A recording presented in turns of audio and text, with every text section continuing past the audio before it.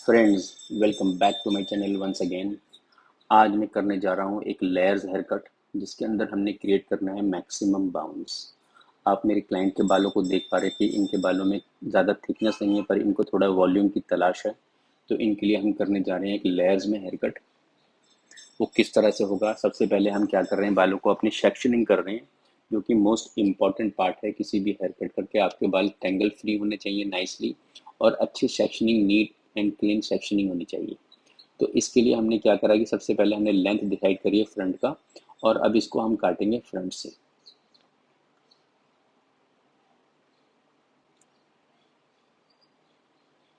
ये देखिए गाइस, अब हमने लेंथ डिसाइड कर लिया फ्रंट में कितना रखना है, और हम पीछे आगे पहले सेक्शन के ऊपर हमने 2 इंचेस का एक हॉरिजॉन्टल सेक्शन निकाला है, जिससे कि हम अपनी बेसिक गाइडलाइन को क्रिएट करेंगे। गाइडलाइन वो चीज़ होती है जहाँ से हमारे हेयर कट का मैक्सिमम लेंथ जो होता है वो इस टाइम गाइडलाइन होती है, और यहीं से हमारा पूरा हेयर कट चलता है और बनता है। तो सबसे पहले हमने सेंटर का पीस काटा है, इसमें से हमने 1 इंच का बाल रिड्यूस करा है, क्योंकि जो मेरे क्लाइंट है इनको बाल छोटा नहीं चाहिए था, तो सिर्फ मैंने 1 इंच का बाल ही रिड्यूस करा है। सबसे पहले सेंटर का पीस काटा है स्ट्रेट लाइन में, फिर उसमें से आधे बाल लिए, उससे फिर मैं लेफ्ट साइड के बाल काटे, फिर आधे बाल उसी सेंटर से उठाए और उसके राइट साइड के बाल काटे।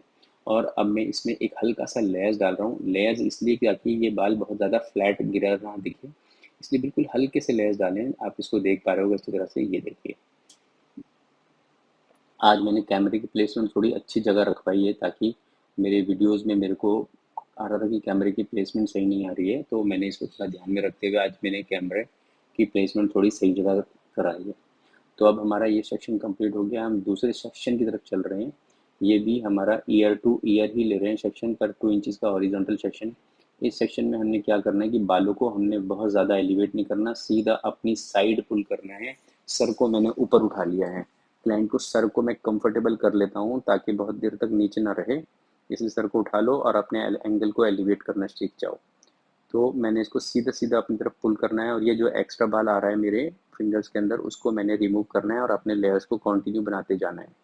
तो ये देखिए, जो हमें सेक्शन में देखेंगे आपकी जो नीचे से जो गाइडलाइन मिलती है, ऊपर से जो एक्स्ट्रा बाल होता है, उस सबको मैं काट देता हूँ ताकि मेरा लेयर्स कंटिन्यूटी में बन जाए।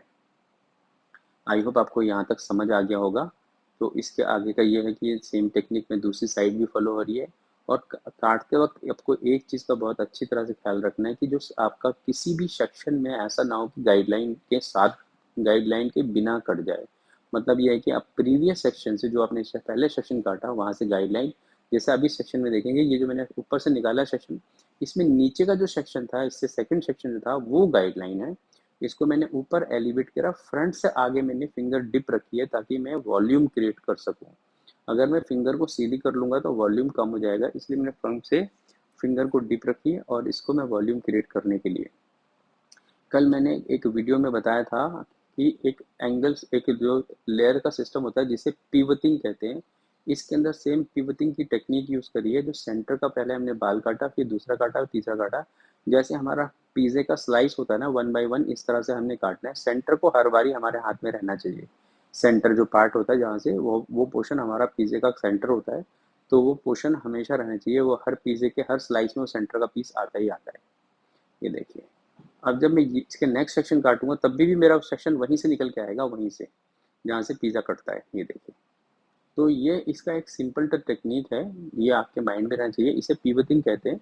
मैं अगर कभी, अगर आपको एंगल्स के और लेयर्स के बारे में कम पता हो तो आप मेरे को कमेंट कर सकते हैं, तो मैं आपको स्पेशल पिवटिंग और बाकी जितने भी जो हमारे लेयर्स होते हैं, एंगल्स के बारे में, सेक्शंस के बारे में एक स्पेशल वीडियो बना दूंगा, जिससे कि आपका ये सारा डाउट क्लियर हो जाएगा।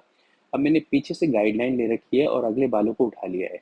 तो आप देख सकते हैं कि मेरे पीछे के बाल अंदर जा रहे हैं छोटे, और ये सारे लंबे हैं। मैंने सारे के सारे रिमूव कर दिए, जिससे कि क्या हो रहा है कि मेरे ऊपर के बालों में वॉल्यूम आ जाएगा, और इस हेयरकट में जो फ्रंट का जो फॉल आएगा वो कर्टन बैंग्स जैसा, या आप ऐसा कह सकते हो कि बटरफ्लाई लुक मिल जाएगा अपने आप, बिना कुछ करे। कर्टन बैंग्स हमें काटना पड़ता है, इसमें बिना काटे जो लुक आता है उसे बटरफ्लाई कहते हैं। तो इस तरह से इस हेयर कट को हम कंप्लीट करते हैं। हमने जितने भी साइड के बाल काटे हैं सबको चॉप कटिंग करी है। इसके चॉप कटिंग या पॉइंट कटिंग कहते हैं, क्योंकि पॉइंट कटिंग का मतलब बालों का सीजर का पॉइंट यूज होता है, जिससे बाल थोड़े अंदर और थोड़े बाहर कटते हैं। इस सेक्शन को काटने के लिए हमने पहले सेंटर का पीस काटा, फिर लेफ्ट के बाल सीधा पुल करे सेंटर पार्ट की तरफ, और फिर राइट के बाल पुल करे सेंटर पार्ट की तरफ, और ये हमारा इस तरह से ये हेयर कट हुआ। अब इसको हम साइड में चेक भी कर सकते हैं, फ्रंट की लाइन चेक करेंगे कि अगर कोई बॉल बहुत ज़्यादा अनइवन हेयर है तो उसको हम रिमूव करेंगे। बस इतना ही करना है, इससे ज़्यादा कुछ नहीं करने के लिए हेयर कट के अंदर।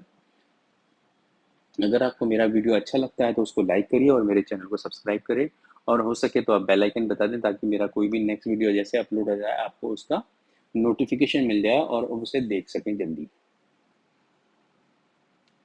तो ये देखिए, मैं जो फ्रंट के बाल और बैक के बाल है इसको फेदर के लुक में, जैसा हमारा फेदर कट होता है फ्रंट से शॉर्ट बैक से लॉन्ग, उसके साथ उसको मैं ब्लेंड कर रहा हूँ ताकि हमारे हेयर कट में एक इवननेस आ जाए दोनों साइड। पहले लाइन चेक करी फ्रंट की, इसमें अगर कोई अनइवन है तो उसको रिमूव करा, और फिर बैक और साइड के बालों को ब्लेंड कर दिया। ये हमारी हो रही है लाइन लाइन चेक फ्रंट की। अब इसमें क्या करा, अब हमने बैक के और फ्रंट के दोनों बाल लिए, इसको कोम करेंगे थोड़ा आगे की तरफ ऑन चिक साइड, चिक्स की तरफ करेंगे, और ये इसको हम इस तरह से रिमूव कर देते हैं सेक्शंस को। तो गाइज आपको थोड़ा क्लियर हो गया होगा। अब चलता हूँ मैं आपको लेकर इसके क्विक ब्लो ड्राई की तरफ, उसके बाद मैं दिखाऊंगा कि ब्लो ड्राई के बाद ये हमारा हेयर कट फाइनली कैसा लगता है। आई होप आपको मेरा यहाँ तक का वीडियो समझ आया होगा। तो चलते हैं फिर एक नाइस ब्लो ड्राई की तरफ। हम सबसे पहुँच गए, सारे बालों में ब्रशेस लगा लिए हमने इनसाइड।